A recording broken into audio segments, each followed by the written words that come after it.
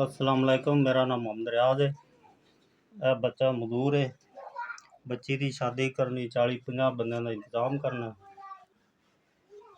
20 बंदा फेर ही लाख 500-600 लिया भी दे, मसां बच्चों का पेट भी नहीं भरता जी। 28 तरीक का वार मेरा शादी बच्ची दी का निकाह करना है।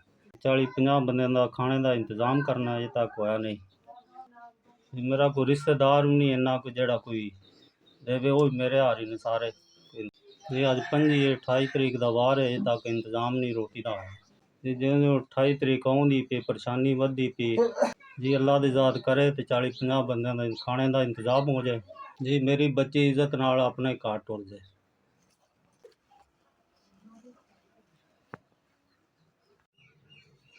1 2 3 4 5 6 7 8 9 10 11 12 13 14 15 16 17 18 19 20 21 22 23 24 25